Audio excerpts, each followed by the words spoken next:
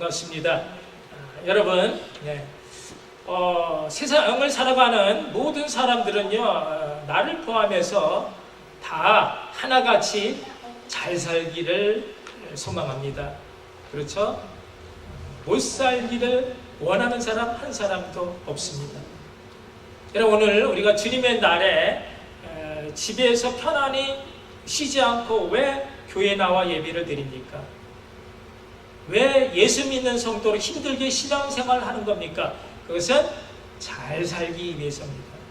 한 번뿐인 인생 아무렇게나 살지 않고 어떻게 해서든지 알차고 보람되고 복되고 의미 있는 그런 아름다운 삶을 살기 위해서 믿음의 주여 또 온전케 하시는 예수님을 바라보는 것입니다.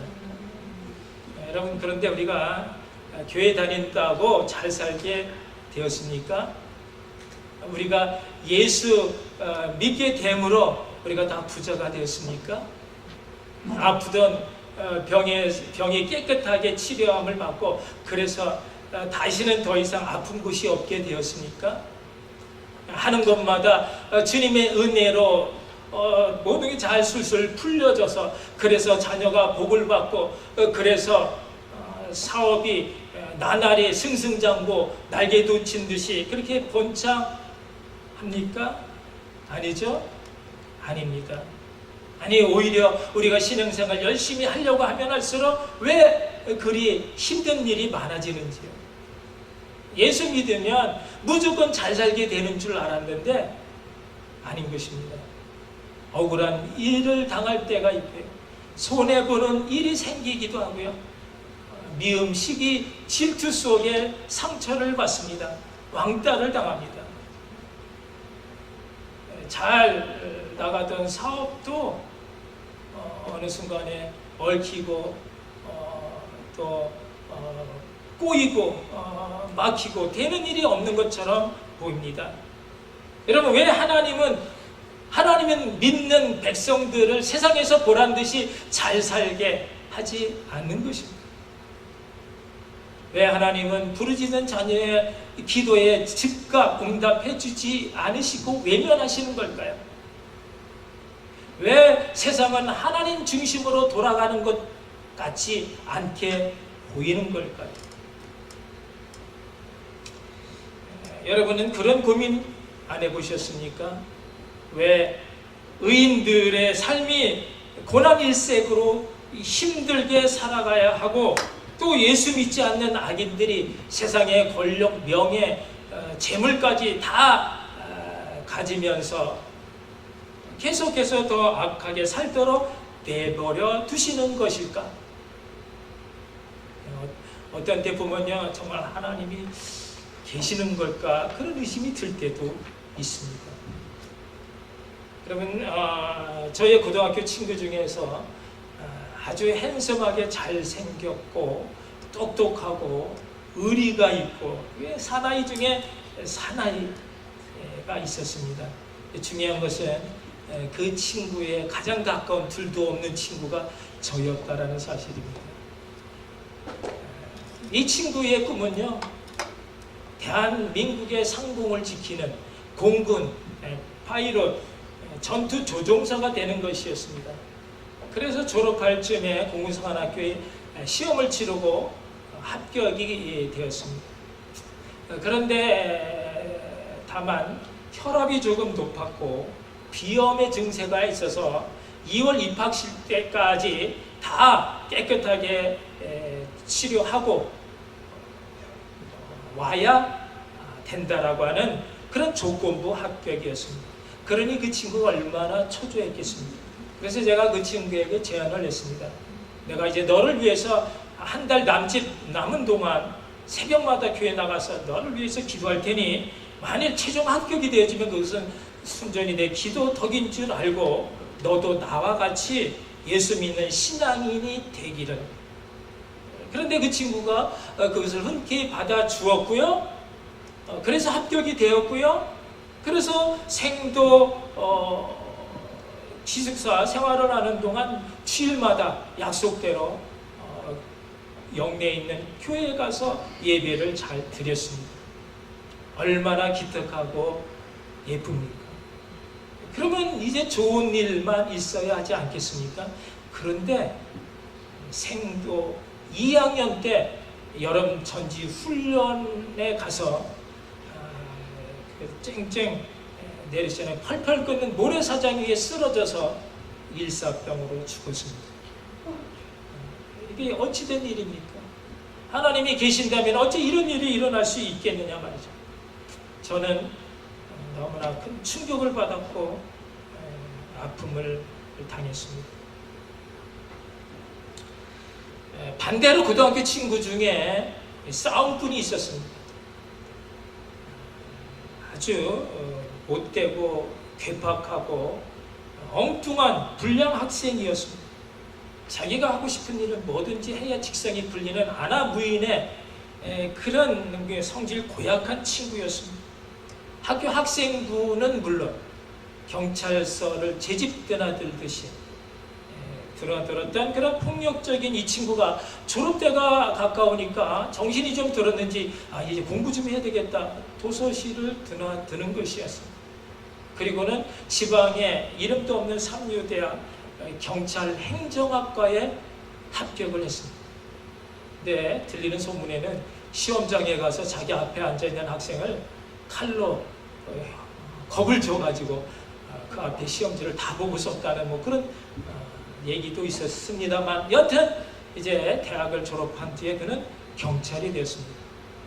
그냥 보통 경찰이 아니라 고급 간부 경찰로 고향 땅에서 떵떵거리며 계속해서 적당히 못된 짓을 해가면서 그렇게 잘 살고 있다라는 것입니다.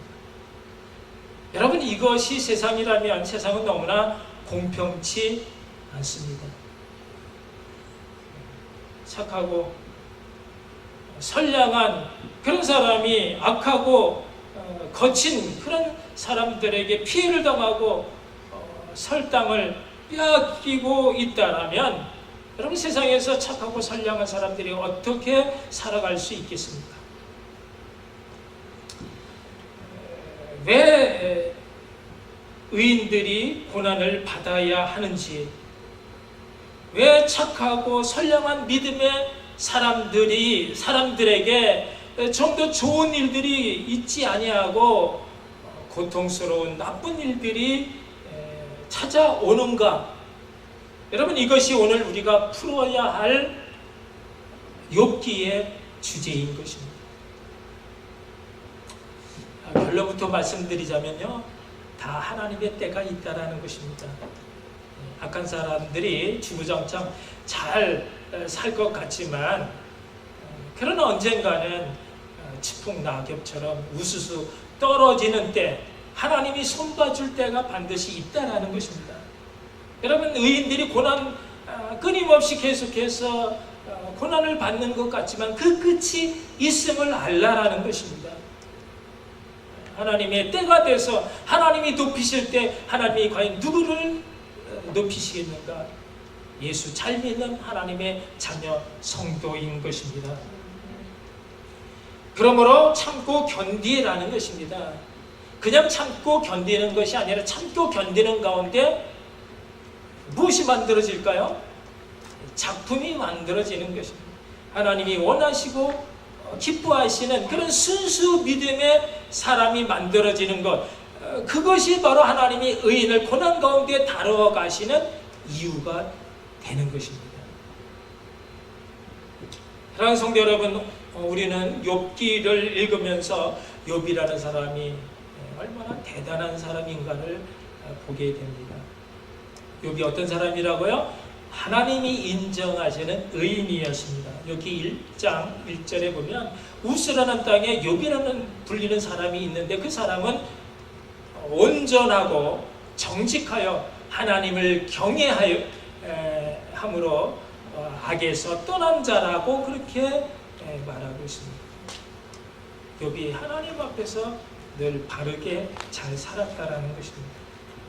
이런 욥과 같은 믿음의 사람은요, 그의 신앙이 변질되지 않는 이상 하나님께서 도와주셔서 무사태평하고 만사 형통하고 부귀와 장수와 건강의 복으로 행복하게 잘 살아야 하는 것입니다.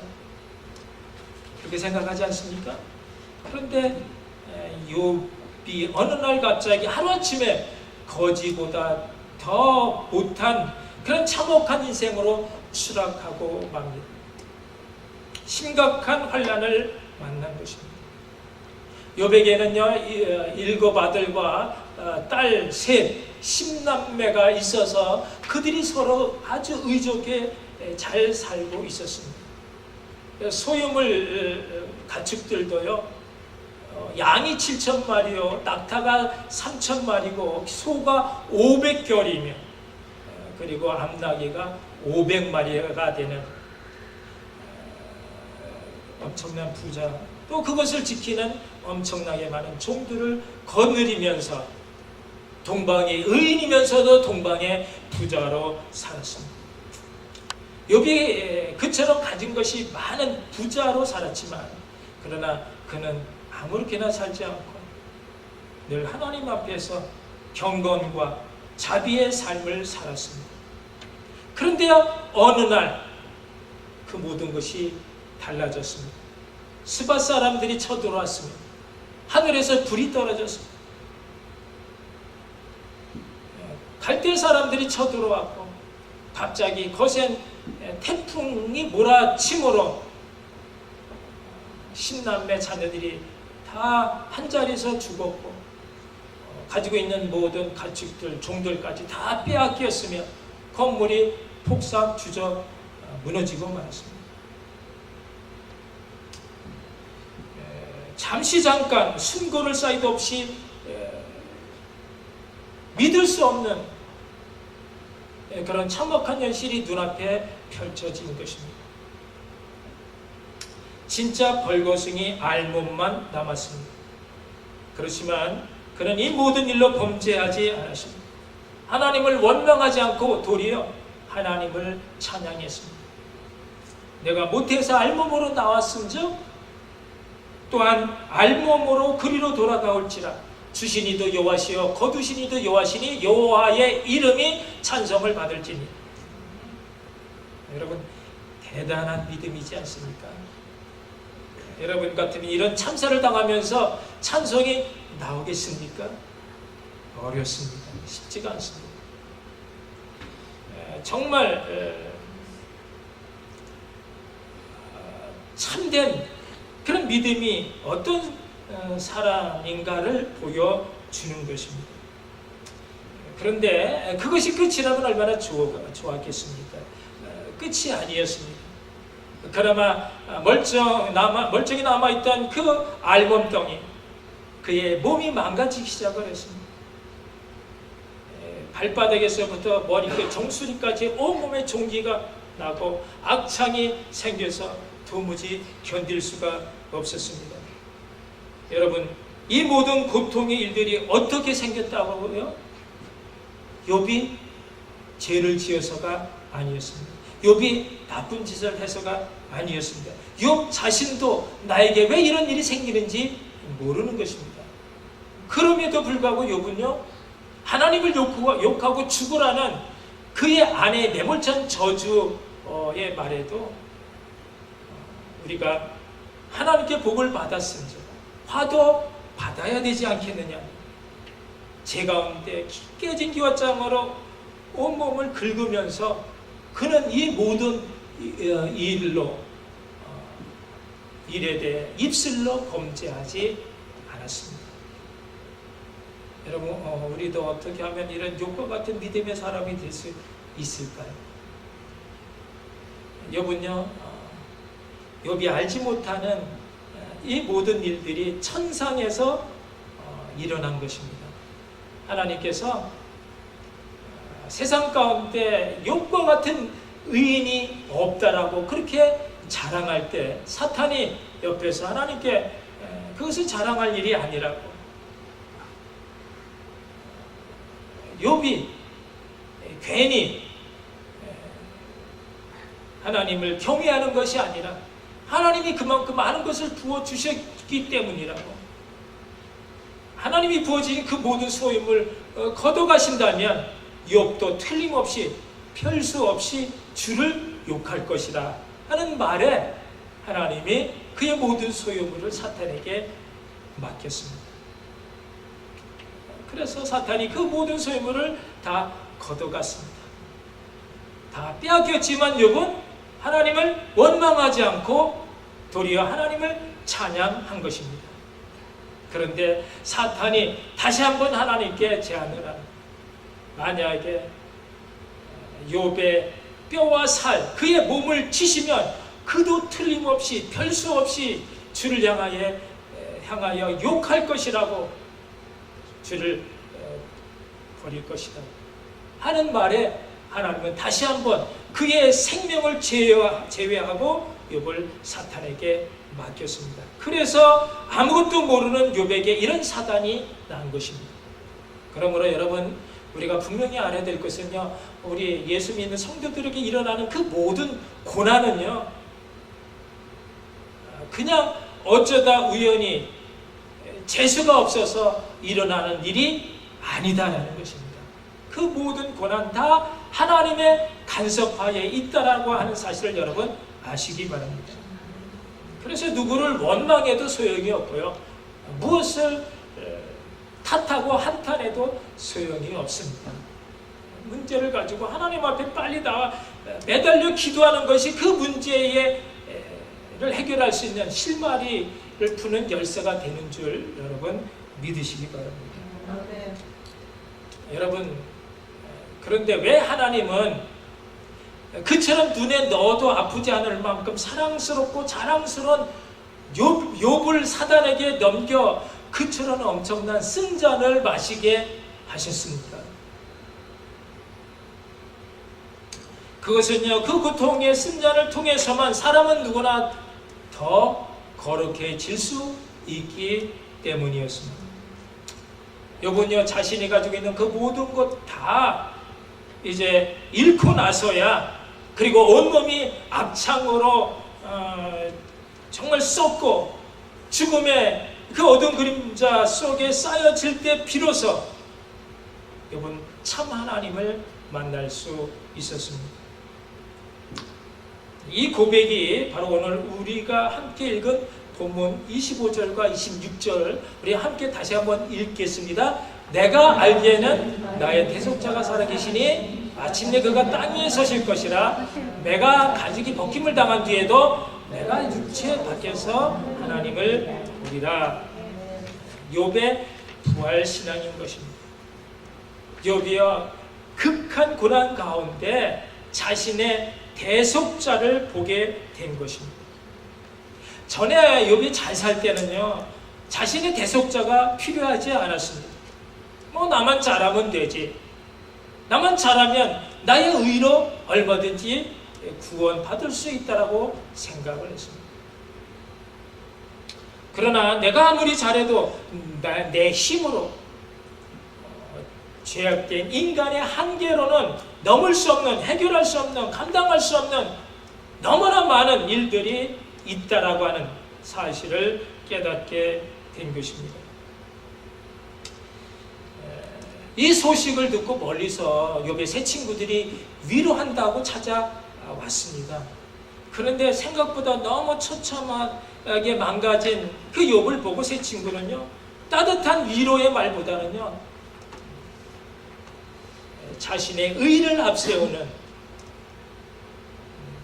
너무나 뻔한 그런 말로서 욥을 닥달을 합니다. 내가 하나님 앞에서 우리가 알지 못하는 죄를 지었으니 이처럼 벌을 받은 것이 아니냐. 인과응보, 원인이 없는 결과가 없고 자승자박, 너 스스로가 이런 일을 자초하지 않았느냐. 그러니 빨리 회개함으로 돌이켜 하나님의 긍휼하심을 받으라. 이것이 여러분 당시의 보편적인 유대의 전통 신앙관이었습니다. 그러나 우리가 잘 알고 있는 하나님의 말씀을 잘 지켜 행하면 복을 받고, 잘 지켜 행하지 않으면 벌을 받는, 저주를 받는다라는 이 신명기적 사과는요, 우리 인생사에 일어나는 그 다양한 모든 고난을 다 설명할 수 없다라는 것입니다.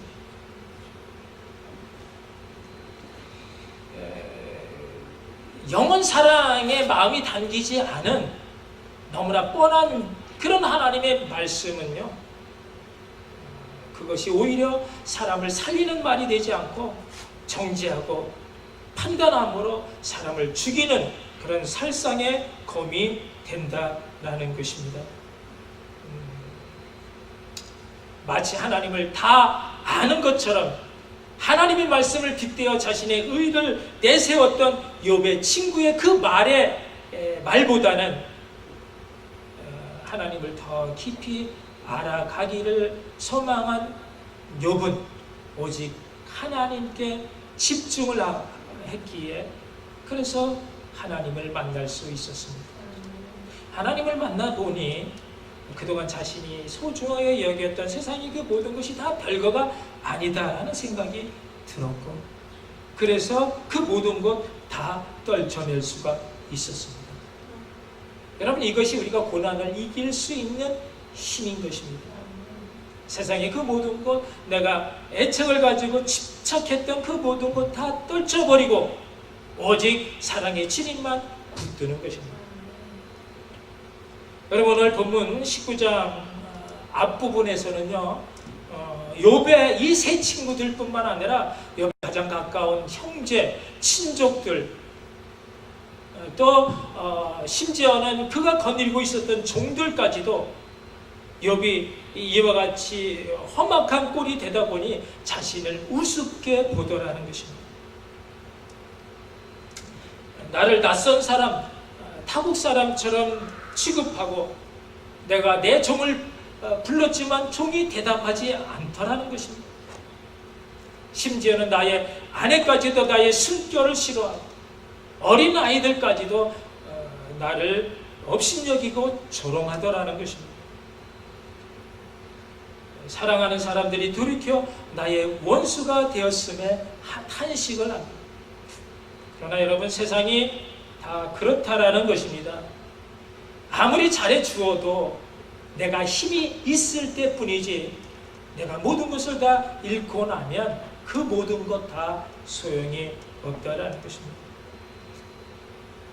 그러므로 세상의 그 어떤 것도 믿고 의지할 바가 없더라는 것입니다.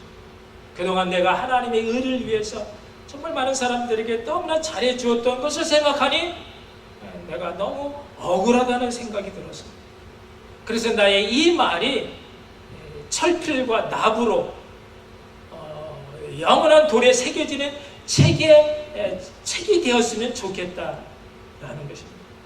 그러면 언젠가는 내가 왜 이런 말을 하고 나의 이런 결박과 진실이 밝혀질 날이 반드시 오게 되기 때문인 것입니다. 그런데 욥은요, 이런 과정 속에서 또 하나 새롭게 깨달은 사실, 아주 중요한 깨달음이 뭐냐, 내가 언젠가 반드시 나의 진실을 알아줄 나의 대속자가 있다라는 것, 그 대속자를 내가 보게 되었다라는 것, 그 대속자가 살아계심으로 그분이 언젠가 마침내 이 땅에 오셔서 서실 것이라고 하는 부활의 주님, 우리의 모두의 대속자가 되어주신 예수님을 보게 된 것입니다. 그러므로 내가 이대로 회복되지 않고 그냥 이대로 처참한 모습으로 죽는다 해도 괜찮다라는 것입니다. 왜요? 죽음이 끝이 아닌 영원한 세상의 새로운 시작이 되기 때문인 것입니다. 여러분, 우리가 어떤 죽는 모습이 어떠하든지 그것이 중요한 것이 아니라 그 죽음을 뛰어넘어 영원히 살 그 믿음이 우리에게 있는가 없는가, 그것이 중요한 것입니다. 욥은요, 나의 모든 진실을 밝혀줄 대속자 주님이 살아계시니 그분이 오셔서 나를 영원한 그분의 나라로 이끌어 주실 것에 대한 그런 확신이 생긴 것입니다. 여러분, 우리에게도 이 욥의 부활의 신앙이 있기를 주님의 이름으로 축복합니다. 아멘. 사랑하는 성도 여러분, 욥이 무고한 자로서 왜 이 같은 애매한 고난을 당했습니까? 여러분, 우리가 예수 믿는 성도로서 왜 우리가 좀 더 잘 살지 못하고 왜 여러 가지 고난의 삶을 살아야 합니까? 그것은 고난을 통해서만 깊은 영적 깨달음을 얻을 수 있기 때문입니다. 하나님이 나를 얼마나 사랑하시는지, 하나님이 그 사랑을 위해서 얼마나 많은 그 사랑의 그 희생의 대가를 손수 치르셔야만 했는지, 우리는 고난을 통해서만 그 고난의 주님을 만날 수 있다라는 것입니다. 그래서 사도 바울은 너희를 위하여 받는 나의 괴로움을 기뻐하고 기뻐한다라고. 그래서 그리스도의 남은 고난을 주님의 몸된 교회를 위해서 내 육체에 채우기를 간절히 원했습니다. 다윗은요, 그래서 내가 고난당한 것이 내게 유익이라고 했습니다. 왜요? 이로 말미암아 내가 주의 율례를 배우게 됐다라는 것입니다. 그래서 야고보서 기자는요, 너희가 여러 가지 시험을 만나거든 온전히 기쁘게 여기라고 합니다. 왜요? 믿음의 시련이 인내를 만들어내는 줄 알기 때문인 것입니다. 그래서 사도 베드로는 너희가 그리스도 고난에 참여하는 것으로 즐거워하라 했습니다. 왜요? 그의 영광이 나타날 때 너희가 받을 너희의 상급이 있기 때문이다라는 것입니다. 그러므로 여러분, 우리가 이 땅에서 예수 믿는 것으로 인해서 받는 그 모든 고난은요, 다 의미가 있고, 다 뜻이 있고, 또 목적이 있는 것입니다. 그 어떤 고난도 고난이 고난으로 끝나는 법이 없습니다. 내가 육체 밖에서 하나님을 보리라는 이 욥의 부활신앙은요, 내가 이 땅에서는 이처럼 처참한 그런 고난을 당하지만 그 고난을 장차 내가 받게 될 그 영원한 나라의 영광과 바꿀 수 있는 소망이 되기 때문이었습니다. 하나님이 만들어 가시는 순수 믿음의 사람은 고난 가운데 하나님을 만난 사람이었습니다. 이 땅에서 얼마나 오랫동안 잘 사느냐 하는 것이 중요한 것이 아니라, 신앙인은 하나님의 나라를 위해 목숨 걸고 그리스도 고난에 참여하는 사람이 참 신앙의 사람인 것입니다. 욥과 같은 고난에 하나님 원하시고 기뻐하시는 그런 순수 믿음의 사람, 또 욥의 그 부활신앙으로 그 고난을 넉넉히 이기시는 그런 하나님의 참 믿음의 사람들 다 되시기를 주님의 이름으로 축복합니다. 아멘. 기도하시겠습니다. 오늘 우리에게 주신 말씀, 우리 심령에 다시 한번 곰곰이 되새겨 보면서 나에게 이런 믿음이 있는지, 나의 고난 가운데 난 얼마나 절망하고 얼마나 원망하며 얼마나 남의 탓으로 돌렸는지, 이 고난이 나에게 복이다라고 하는 사실을 우리가 잊어버리고 살았던 무지한 그런 내가 아니었는가, 주님 앞에 다시 한번 생각하면서 나를 사랑하실 때 끝까지 사랑하는 주님 앞에 나는 과연 어떤 존재로 살았는지 우리 돌이켜보면서, 하나님, 이제는 욥과 같은 참 순수한, 무엇 때문에 무엇을 바람으로 주님을 믿는 것이 아니라 정말 나를 영원한 죄와 사망에서 건져주신 그 사랑 때문에 아무 대가 없이 순수 믿음으로 절대 신앙으로 하나님 앞에 나가기를 간절히 바라는 그런 욥의 부활신앙으로 다시는 꺾이지 않는 그런 견고한 믿음의 사람 되게 해달라고 다시 한번 기도하시겠습니다. 사랑의 하나님, 은혜를 감사합니다. 오늘도 저희들에게 찾아오셔서 다시 한번 주님을 붙들 수 있는, 주님 앞에 장소만과 믿음을 내드릴 수 있는 그런 은혜로 새롭게 해주신 것 너무나 감사를 드립니다. 주여 하오나 우리는 너무나 연약하고 여전히 죄 가운데 살 수밖에 없는 죄인인 것을 고백하오니, 주여 오셔서 우리의 소망 가운데 주여 힘과 능력을 부여주시므로 다시는 되돌아가는, 다시는 옛사람 가운데 세상 원망 그 자리에 들어가자. 우리의 속사람 날마다 새롭게 해진 그리스도 안에서 새 사람을 입을 수 있는 하나님의 역사에 주시옵소서. 사랑의 하나님 은혜를 감사합니다. 오늘도 연약한 심령에 찾아오셔서 주님의 사랑으로 적셔주시고 능력으로 고쳐주시며 하나님 바라보며 사모할 수 있는 귀한 소망으로 충만케 해주신 것을 감사합니다. 이제는 내가 사는 것이 아닌 내 안에 그리스도가 삶으로 우리의 속사는 날마다 강건해져 하나님을 바라보며 하나님처럼 장성한 믿음의 사람 될 수 있도록 하나님 역사해 주시고 동행하여 주시며 함께하여 주시옵소서. 예수님 이름으로 기도하옵나이다.